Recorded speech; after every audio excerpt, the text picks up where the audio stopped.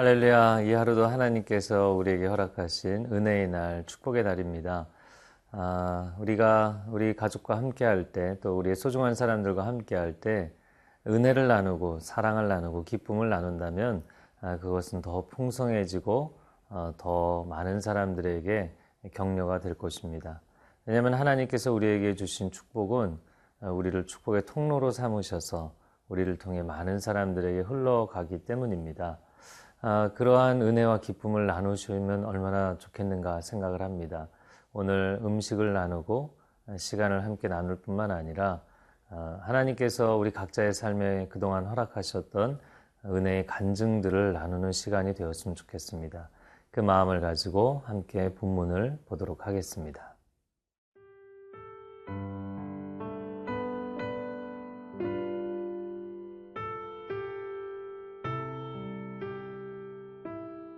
마태복음 14장 13절에서 21절 말씀입니다. 예수께서 들으시고 배를 타고 떠나사 따로 빈들에 가시니 무리가 듣고 여러 고을로부터 걸어서 따라간지라. 예수께서 나오사 큰 무리를 보시고 불쌍히 여기사 그 중에 있는 병자를 고쳐주시니라. 저녁이 되매 제자들이 나와 이르되 이곳은 빈들이요 때도 이미 저물었으니 무리를 보내어 마을에 들어가 먹을 것을 사 먹게 하소서. 예수께서 이르시되 갈 것 없다. 너희가 먹을 것을 주라. 제자들이 이르되 여기 우리에게 있는 것은 떡 5개와 물고기 2마리 뿐이니이다. 이르시되 그것을 내게 가져오라 하시고 무리를 명하여 잔디 위에 앉히시고 떡 5개와 물고기 2마리를 가지사 하늘을 우러러 축사하시고 떡을 떼어 제자들에게 주시매 제자들이 무리에게 주니 다 배불리 먹고 남은 조각을 12바구니에 차게 거두었으며 먹은 사람은 여자와 어린이 외에 5,000명이나 되었더라. 오늘 본문의 첫 번째 부분입니다. 마태복음 14장 13절 말씀. 예수께서 들으시고 배를 타고 떠나사 따로 빈들에 가시니 무리가 듣고 여러 고을로부터 걸어서 따라간지라. 14절. 예수께서 나오사 큰 무리를 보시고 불쌍히 여기사 그 중에 있는 병자를 고쳐주시니라. 예수님이 따로 빈들에 가셨다라고 오늘 본문이 그 시작을 하고 있습니다. 오늘 본문의 앞부분, 이제 월요일 끝나는 본문을 보면 세례 요한이 헤롯에게 죽임을 당했다라는 소식을 예수님이 듣게 되셨던 것이죠. 너무나 슬픈 마음을 가지고 하나님 아버지 앞에 홀로 머무는 시간을 갖기 원하셨습니다. 그럼에도 불구하고 또 많은 무리들이 예수님이 옮기셨다는 소식을 듣고 그 예수님을 쫓아가는 부분을 보게 됩니다. 우리 삶에도 홀로 하나님 앞에 독대하는 시간이 반드시 있어야죠. 개인의 삶을 보면 공적인 시간이 있는가 하면 사적인 시간도 필요합니다. 우리가 영적인 생활을 영위하기 위해서는 하나님 앞에 홀로 머무는 시간이 반드시 필요한 법입니다. 가족들과 함께하는 시간도 필요하겠지만 홀로 하나님 앞에 머무는 시간도 필요하죠. 여러분의 연휴는 어떻게 시간 계획이 구성되어 있으십니까? 사람들과 함께 즐거운 시간도 보내시겠지만 홀로 골방에서 하나님을 대하는 시간이 있다면 정말 뜻깊고 풍성한 의미가 있는 시간이 되리라 생각합니다. 자, 그런데 예수님께서는 홀로 머물기를 원하셨는데도 사람들이 찾아오니까 그들을 불쌍히 여기셔서 그들을 위해서 사역을 하셨다고 되어 있습니다. 홀로 있고자 하는 시간, 가족들이 밀고 들어올 때 여러분은 어떻게 하시겠습니까? 북미에서 원주민 지역 선교를 하시는 한 선교사님이 그런 얘기를 한 적이 있습니다. 이 원주민 인디언들이 백인 선교사들은 거리감을 느낀다고 합니다. 왜냐하면 그분들은 근무 시간이 있어서 9 to 6, 아침 9시부터 오후 6시까지 그 시간 외에는 잘 만나주지 않는다고 합니다. 그런데 원주민인 이 인디언들이 알코올 문제, 마약 문제, 자살 문제 굉장히 많은 문제들이 있습니다. 언제 사건, 사고가 터질지 모르는 것이죠. 그러면 한밤중에도 새벽에도 달려오면 우리 한인 선교사님들이 맞아주시기 때문에 가족처럼 생각하고 정말 마음을 터놓고 지낸다라는 것이죠. 그래서 오히려 한인 선교사들을 통해서 복음을 받아들이는 원주민들이 아주 많은 것을 보게 됩니다.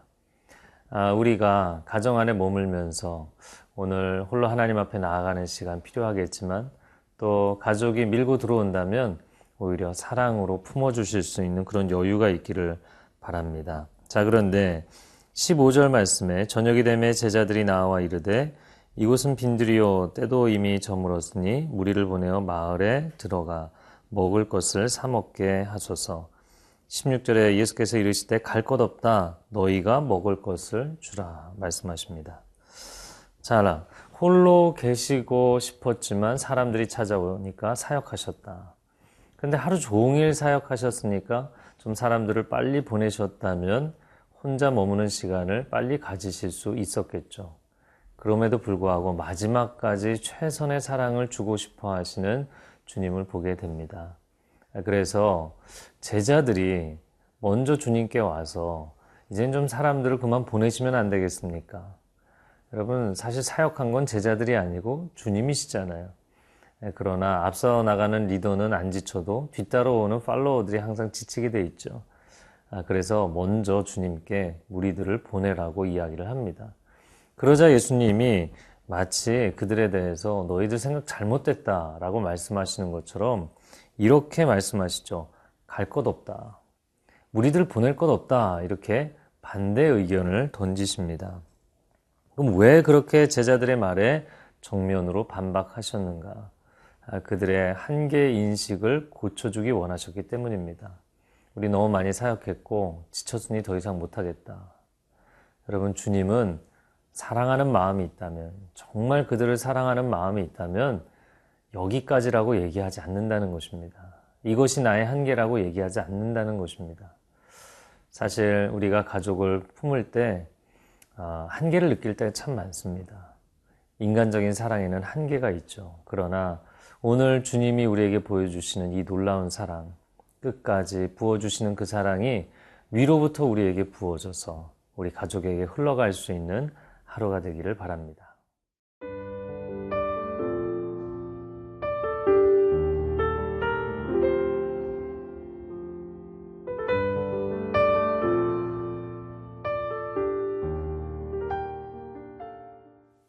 오늘 본문의 두 번째 부분입니다. 17절 말씀에 제자들이 이르되 여기 우리에게 있는 것은 떡 5개와 물고기 2마리 뿐이니이다. 이르시되 그것을 내게 가져오라 하시고, 우리에게는 오병이어 뿐입니다. 오병이어 밖에 없습니다. 라는 의미인 것이죠. 그런데 이것이 예수님과 제자들의 관점의 차이를 보여줍니다. 예수님은 그 오병이어로부터 5,000명을 먹이시고도 남는 충분한 가능성을 보고 계시는 것이죠. 그러나 제자들이 볼 때는 이 오병이어는 한두 사람 정도 먹일 분량밖에 되지 않는 것이죠. 여러분, 컵에 물이 반 정도 채워져 있을 때 보는 사람의 관점마다 다른 것이죠. 반밖에 없다라고 얘기하는 사람이 있는가 하면 반이나 있다라고 이야기하는 사람이 있는 것이죠. 구약의 역사서를 보면 선지생도의 아내가 선지자의 말을 듣고 믿음으로 동네에 있는 많은 그릇들을 빌려왔을 때 그 한 방울의 기름에서 모든 그릇을 채우는 기름 부으심이 넘쳐나게 된 것이죠. 그렇게 기름 한 방울에서 시작이 된 것입니다. 여러분, 수천 년 동안 무너지지 않았던 여리고성이 어떻게 무너지게 됐습니까? 그 백성들이 믿음으로 한 걸음을 내딛는 순종을 했기 때문이죠. 바로 그 한 걸음에서부터 수천 년 동안 난공불락이었던 여리고성이 무너지는 시작점이 일어나게 된 것입니다. 우리말에도 티끌모아 태산이라고 이야기하는 것이죠. 아주 작은 시작점으로부터 하나님의 기적은 일어나는 것입니다. 그리고 또한 기적을 믿는 사람은 그 작은 시작을 일으킬 줄 아는 것이죠. 예수님의 그 믿음, 예수님의 그 관점이 우리에게도 열릴 수 있기를 바랍니다. 우리는 생각할 때 나는 능력이 부족해서, 또 나는 경험이 부족해서, 나는 지혜가 부족해서 할 수 없다. 아니, 나는 돈이 부족해서, 시간이 부족해서, 그런 생각들을 할 때가 많지 않은지 모르겠습니다. 우리 가족에게 우리 사랑을 표현하고 하나님이 주신 은혜를 나눌 때 여러분 꼭 큰 것이어야 되는 것이 아닙니다. 꼭 어마어마하고 큰 규모로 사람을 압도하고 감동을 줄 만한 것을 찾으려고 하지 마십시오. 진정성을 갖고 진심을 갖고 있다면 하나님은 그 오병이어로부터 놀라운 감동의 역사를 일으키시는 것이죠. 예수님이 그것을 내게 가져오라 말씀하셨습니다. 축복하시고 나눠주실 때 5,000명을 먹이고도 12바구니에 담았다고 되어 있지 않습니까? 오늘 하루의 삶 가운데 나의 인생에서 내가 놓치고 있는 그 작은 오병이어가 무엇인지, 오병이어를 갖고 있음에도 불구하고 나는 가진 것이 거의 없다, 이것은 제로에 가깝다 라고 생각하는 것이 과연 무엇인지, 여러분 가족에게 건넬 수 있는 작은 친절의 말 한마디가 그 마음에 얼어붙어 있는 것을 녹여낼 수가 있는 것입니다. 손길을 한번 건네는 그 따뜻한 손길이 그 마음의 인생의 어려움을 풀어줄 수가 있는 것입니다. 또한 안 믿는 가족일지라도 그를 위해서 축복의 기도를 잠깐 해주신다면 지쳐있는 그의 심령이 회복을 얻게 되고 또 하나님께로 돌아올 수 있는 길이 열리게 될 줄로 믿습니다. 여러분 가족을 위해서 대단한 일이 아니어도 정말 작은 축복의 통로로 여러분이 서게 된다면 오늘 우리의 가정 안에 이 오병이어의 사건과 같은 놀라운 축복의 시작점이 이루어질 줄로 믿습니다. 함께 기도하겠습니다.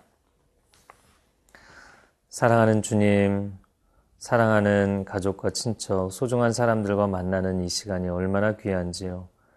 그러나 내가 무엇을 할 수 있을까?